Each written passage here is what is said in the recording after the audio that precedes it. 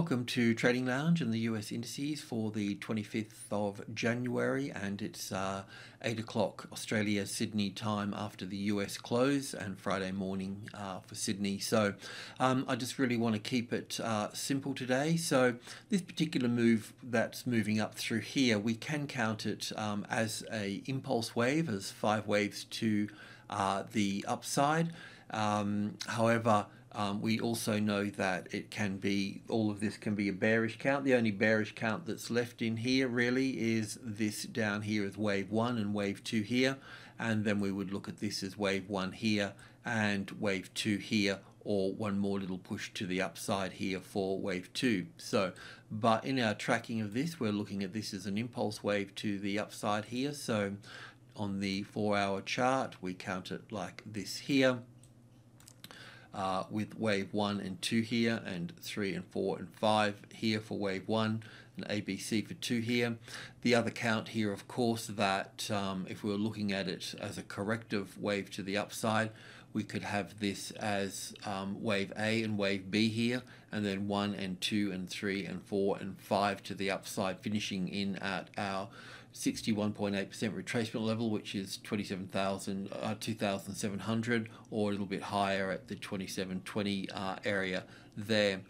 While we've got this here, we just want to have a look at 2 scenarios. So with the ABC correction moving to the upside, if we look at Goldman Sachs here, for instance, from the top here, we've got an A wave and a B wave, and a C wave down through here in 5 waves, 1 and 2 and 3 and 4 and 5 here. So the upside here, in terms of coming, if it was a bear market from this top here to this low here, we've got the 61.8% in this space here. So this is where we would need to see the market fail at this point. One of the interesting things here, though, as you can see, we've got wave 1 and wave 2 here and wave 3 here. And this is a little bit like the Asian markets, actually. So there's a lot of stocks that have got this. So there's two scenarios that I can see to the upside. We've either got 3 waves up, and we'll look for a little ABC here. So in terms of just the hourly chart here, we can view this as wave 1 and 2 here, and then 1 and 2 and 3 and 4 and 5 for the third wave. It does appear that this is 5 waves down here at a glance, so we can look for a retracement, a retest of the 200 area, and then a move down for wave 4 and then for wave 5. And you know that if we get 5 waves up here, then we're going to be in more of a bullish mode for this particular market. We will see an A and a B and a C come across here, and then a move up from here. So that's pretty exciting, and this is a classic trading levels pattern here, where we have the arrival, the reaction in 3 waves,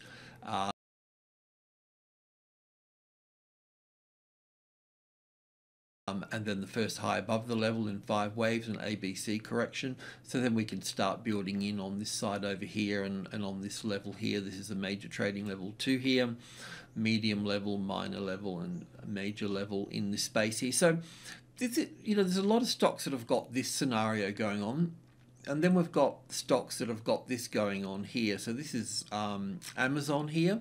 So from its low here, as you know, we'd been counting, I had trouble counting this little one here. I still haven't had the time to really focus in on this area here, but we know we've got this is all part of a 3rd wave here, 4th wave here, and a 5th wave here. So in this case here, we can look at, this is quite a sharp move down here, isn't it? So we can look at this here as the A wave here, and coming back up for a B wave here. So the B wave is in this little box here, so we've still got a little bit more to play out with this here, and then a move down for wave C here. So yeah, we need to let this play. But basically, there's stocks out there with 3 waves up, and there's stocks, this is Amazon, and we've got stocks out there with 5 waves up. So it's kind of a bullish scenario, really. Yeah, so getting back to I just wanted to sort of point those two things out really.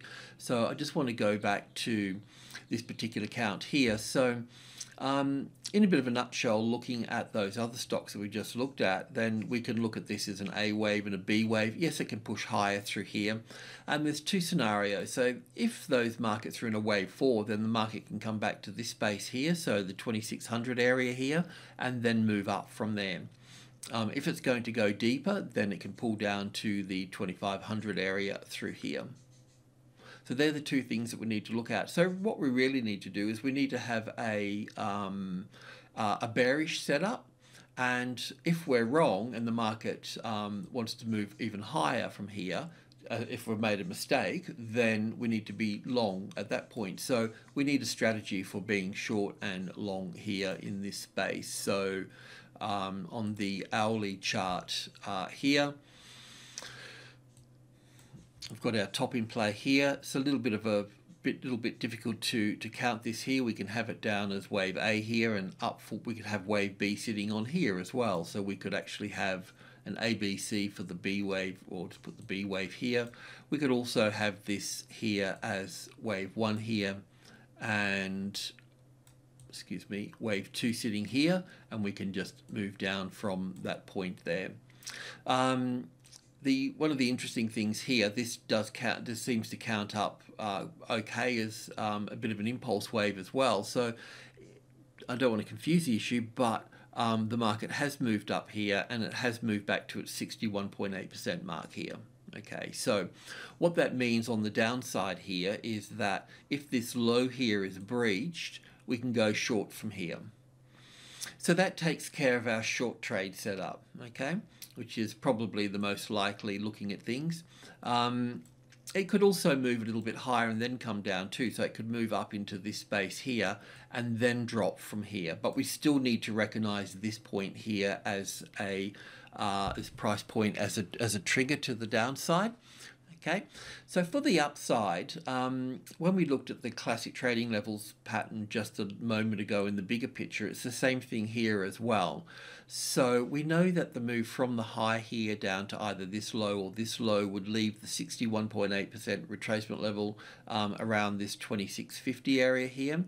And as I've mentioned before with these markets, with this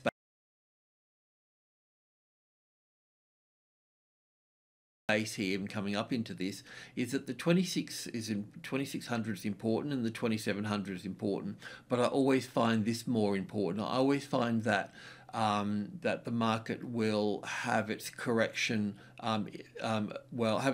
between these two here, but this always tends to be the balance point here. And at this stage here, we could say that it's resistance here, but we still we haven't broken a new low here yet from this point. So breaking a new low here would certify that as being retested and failed here at that point.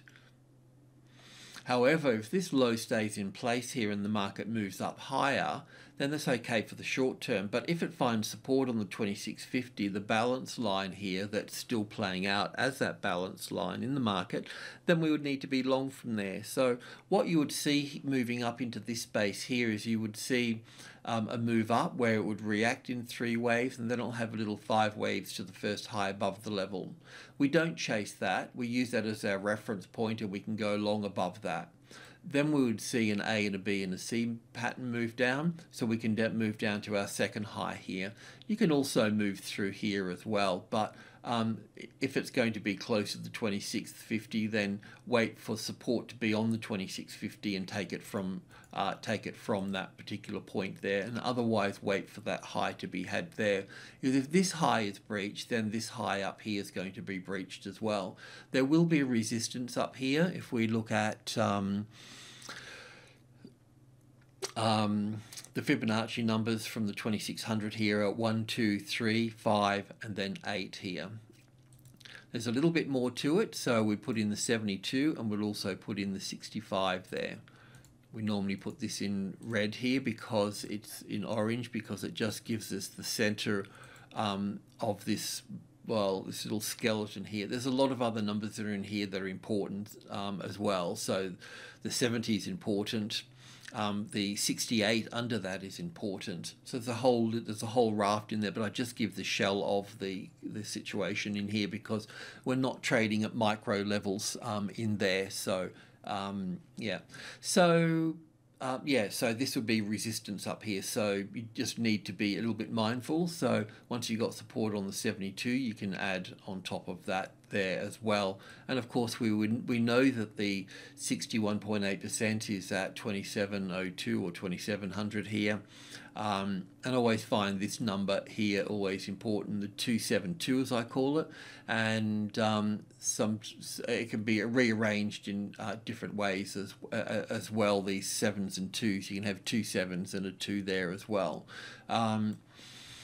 So that's it, folks. Yeah, and a little bit the same for the NASDAQ as well here. So with the NASDAQ here, we're looking at this high being in place, and we were looking for to pull back into this space here, if you remember.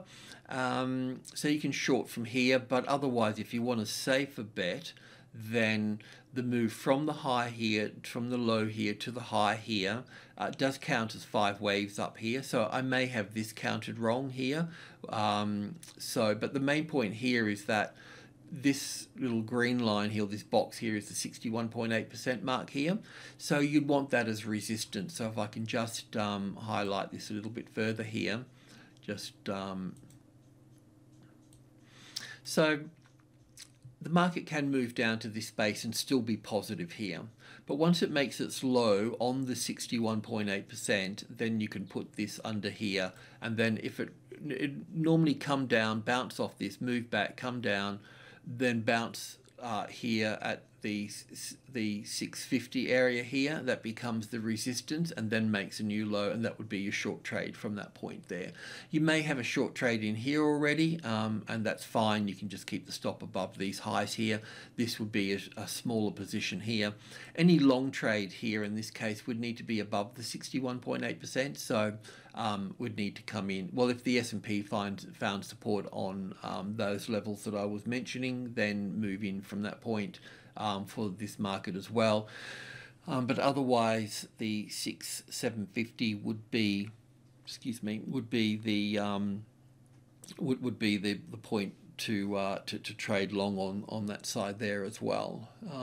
Okay, well that's it. Thanks for tuning in. Cheers.